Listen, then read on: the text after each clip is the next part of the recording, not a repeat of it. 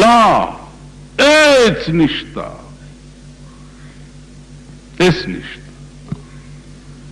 سشتا کم شے بچ سبا نشتی دا غی نن تصور دا نش جائز دے، ایس نشتا. نو قیامت پا ورځ به خدای ته وایي چې الا الله، مگر کشته نو دغه ذات دی، بل لا څوک دی. د دې وجنا عزیزانو آر وخت الایمان بین الخوف والرجاء، ایمان د خوف او د امید په دامنس کې دی. قهر نه به هر وخت یریږي او د رحمت نه به هر وخت امید ساتي. قل یا عبادی الذین اسرفوا علی انفسهم لا تقنطوا من رحمت الله. د رحمت نه به نا امیدی نه کې. ان الله یغفر الذنوب جميعا انه هو الغفور الرحیم. الله چې وغواړي ټول گناهونه ورته معاف.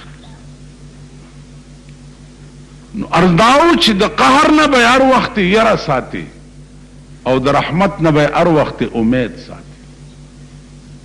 خو د رحمت نه امید دا معنا نه ده چې تر قیامت پورې به لګیا یو زلا وخت ډیر دی توبه به وباسم. که الله د توبې توفیق در نه کړي بیا به څه چل. دغه وجه د حدیث کې راځي چې ناګهاني مرګ چې دی دا د قهر نیول د پروردگار دی. فوراً مړ کېدل دا د قهر نیول دی، ځکه چې د توبې توفیق ورته ونشي. اوږد مرګ، اوږد مرض، اوږده بیماری دا رحمت دی. په دې شرط چې په دې بیماری او تکلیف کې ته د خدای نه شکایت ونه کړې. لکه ایوب علیہ السلام 38 کاله بیمارو او په 38 کاله کې اف قدر هم ندی کړي. په 38 کاله بیماری کې په جوړوالي کې نیمه شپه عبادت او نیمه به ودو، او چې کله نه بیمارو ټوله شپه به عبادت کول، ټوله شپه به لګیاو. آخر کې دعا دا وکړه چې الله زما جبه او زړه ته څه مه وایه، زړه ته مې ځکه څه مه وایه چې زړه مې ستا کور دی، او جبه ته مې ځکه څه نه وایه چې زه تا پې یادوم. جبه خود دې دپاره او دی زبان حق نے ثنائے مصطفیٰ کے واسطے اور دل دیا حب حبیب کبریا کے واسطے. جبا دے د پاره د چې شپه ورځ به په د الله نه سوا د بل چا تعریف نه کوي، د جناب رسول الله صلی الله علیه وسلم نه سوا به د بل چا تعریف نه کوي. نن مونږ په داسې ملک کې اوسېږو چې زمونږ جبې وګوره د چا تعریفونه کوي، بلکې د عام خلق خو پرېږده غریبان، د دیندارو خلقو جبې وګوره د ضیاءالحق صفتونه کوي. دا وی امیر المومنین دی. د دیندارو بزرگانو د دې خلقو جبې د یو دومره خراب سړي صفتونه کوي چې الله دې امان راکړي. 10 کاله وشو چې ضیاءالحق د اسلام په نوم باندې د دې قوم بیړه تباه کړه. نه اسلام شته او نه څه شته او نه څه شته، ټوکې دي، مخول دی، لوبې دي. هغه ورځ یو بیان اندازه وکړئ، دې نه پس بم دا قوم د ضیاءالحق تعریف کوي. نن اخبار کې وګورئ جنگ کې د هندوستان نه یو سړی را روان دی، پیژنئ؟ څه نوم یې دی؟ څه نامه یې ده؟ صاحب یعنی ټول غلی شوي ته به چې دا صرف ساده یې یو بس روټۍ په سپېږمو منډئ او پوهېږئ نه. د هندوستان نه یو سړی را روان. سړی څوک دی؟ د سینما ایکټر دی. ایکټر معنا ډم دی. د هندوستان نه را روان دی. نو اول ملمه به د ضیاءالحق وي او زمون صوبه سرحد ته چې راشي نو اول ملمه به د گورنر وي. یعنی زمون د صدر او د گورنر هغه سټیټس او معیار دومره راوغورځېدو چې د بار ملک دم لباوله میلمستیا زمونږ د ملک صدر اعظم ورکوي.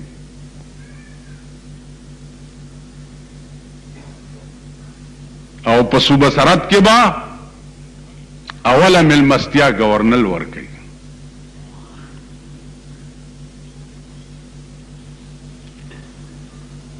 نو المرء مع من احبه. المرء مع من احبه.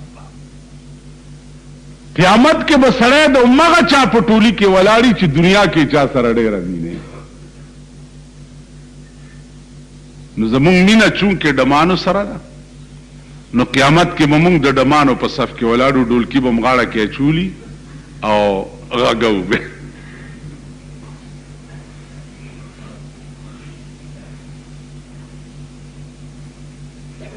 دا هغه شرمېدلی ملک دی.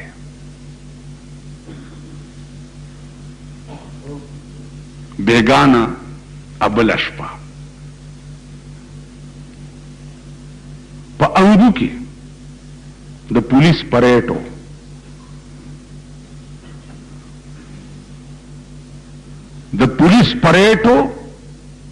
نو زمونږ د صوبه سرحد چیف منسٹر التشپاوا. نو پولیس والا د پیښور نه ډمان بوتلیو او ابل شپه ټوله شپه ورته د ډمانو ډرامې کړي دي.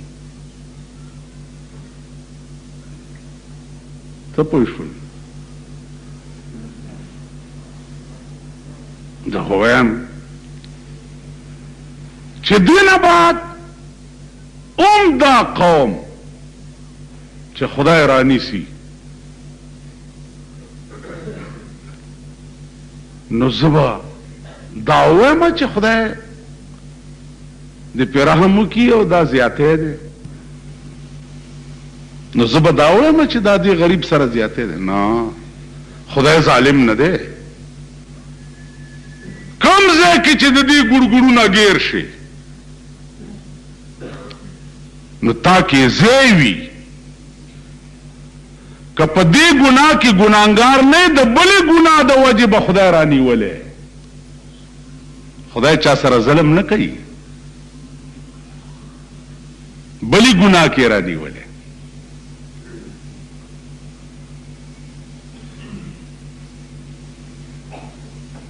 هغه ورځ راته یو سړي وویل بے گناہ بے خطا میں ویوالم او مړې کړم په والو ما بے گناہ بے خطا یو بے گناہ بے اګوره څه به یي وینا بے گناہ بے خطا.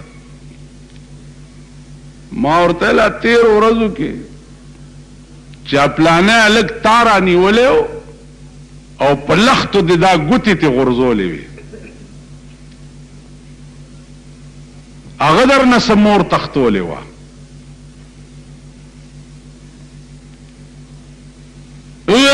جی ما بی گناہ وکړو نو بی گناہ دی والی دی بی گناہ والی شوی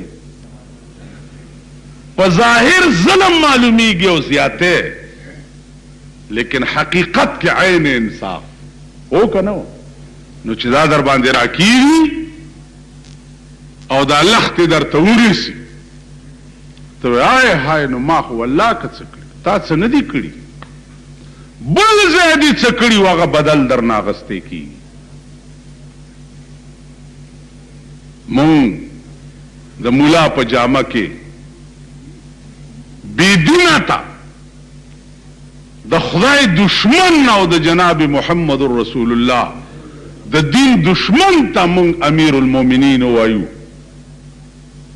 او د سردار کونین د حدیث او د قانون دشمن ته مونږ ورشو او خیر ته وغواړو. خدای خبر چې زمونږ به څه انجام مونږ سره به څه کېږي مونږ سره به څه کېږي.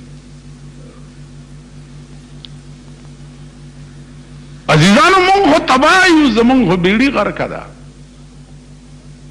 په خدای قسم وبګورئ هغه ورځ اقتربت الساعة وانشق القمر اقترب ماضی صیغه ده د قیامت متعلق قرآن ماضی صیغه ویلې ده د وجه د غایت تیقن د وجه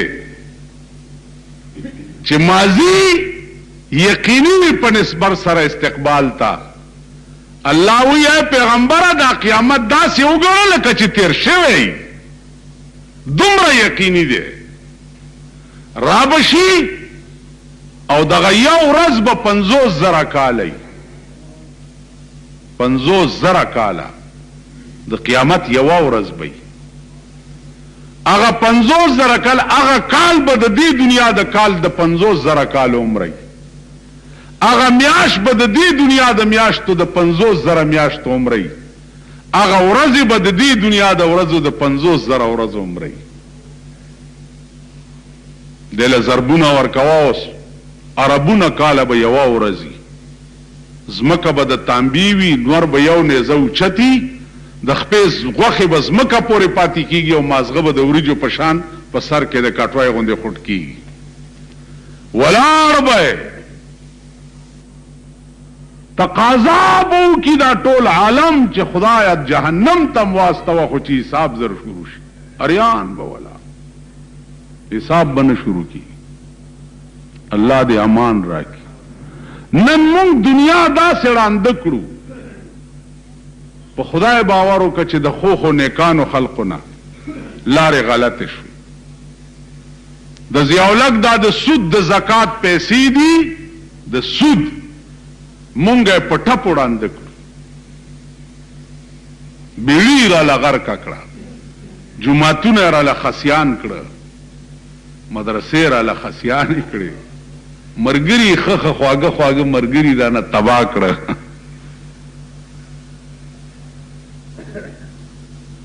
هغه ورځ ماته یو ملا وویل ته به څه کوې چې زور دې لاس کې راغی مال زه ویلی مال زه به تورې نه کارلم ته به د سرونو ډیرې وګورې چې پار سرک به پراته وي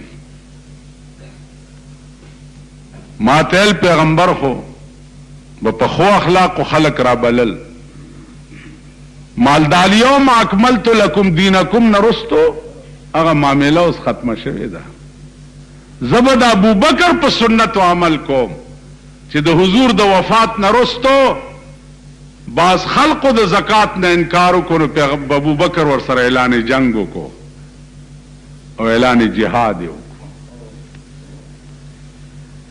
پاکستانیان 10 کروڑه دي چې 2 کروڑه دي پکې حلال کړي ني والله کدا 8 کروڑه د سړي ځامن 2 کروڑه بالاله الا به د باقی د سړي ځامن کیږي او کني خدای پراسته کې د سړي ځامن کی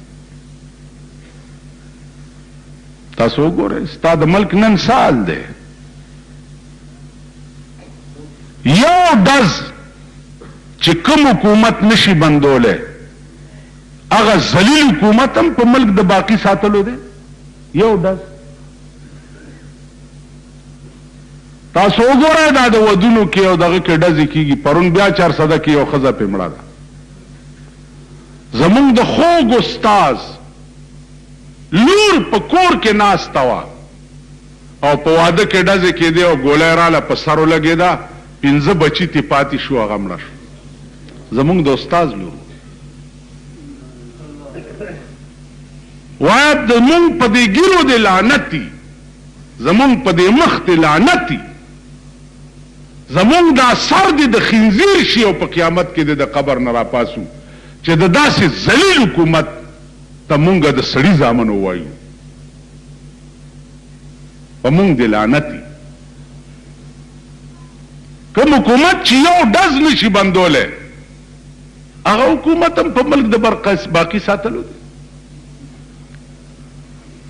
زمونږ عقیده څه ده؟ وی آخرت کی خبر ہے کس کو یا تو آرام سے گزرتی ہے. بیا هغه ذلیل حکومت چې کوم د امریکې تالی سټ دی. تاسو ورشئ په فلسطین کې سال جوړ دی، ماشومان کباب کړه، ښځې تیکه تیکه کړې، سړي حلال کړه. د یهودو سپورټر څوک دی؟ امریکا یې سپورټ کوي او فلسطین مسلمانان یې په ټول حلال کړه. هغه امریکې د ذلیل بچو ته نن مونږ بیا ښه وایو ځکه چې غنم را لیږي. خدای دې پاکستان د لوږې مړ کړي. که د امریکې په غنمو چلیږي الله دې تاسو د لوږې تباه او برباد کړي. نن د امریکې غنم راځي، د هغې امداد راځي، د یورپ ممالکو کپڑے راځي، لپسټک راځي، زمون ښځې مږي.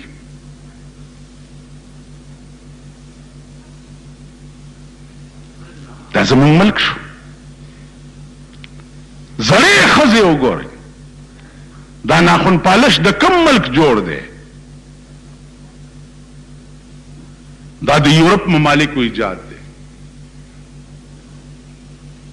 نن زمون زړې وګورم نکونه به سر کړي، نکونه به سر کړي او دا چل به کړي. سړو ته به نکونه ښایي چې دا وګورم دا د چا ښځې دي، دا د چا لونه دي او د چا ښځې دي.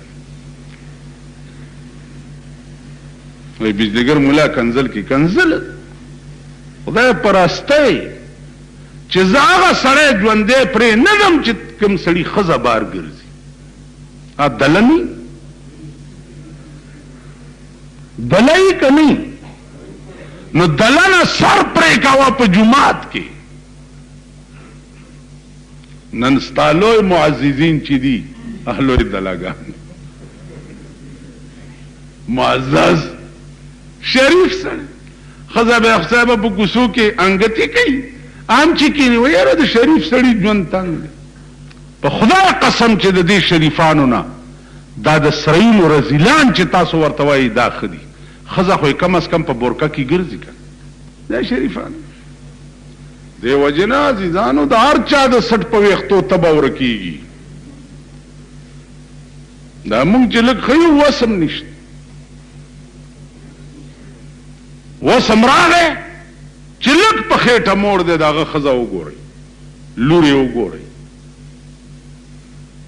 لږ په خېټه موړ. نن یو طلاق مسله راغلی وه، هلکه ولې ښځه درنه خفه ناسته ده؟ وی خواښې مې وایي چې دا به بورکه نه په سروي، خواښې مې وایي بربنډه به ګرځي او زه وایم چې په سرای به مال بچیه چې منټ ورته صرفاو نه کې په ټکي یو دوه درې کا. داسې ډمه د ساتلو قابله نه ده، داسې ډمه د خواښې کېدو قابله نه ده.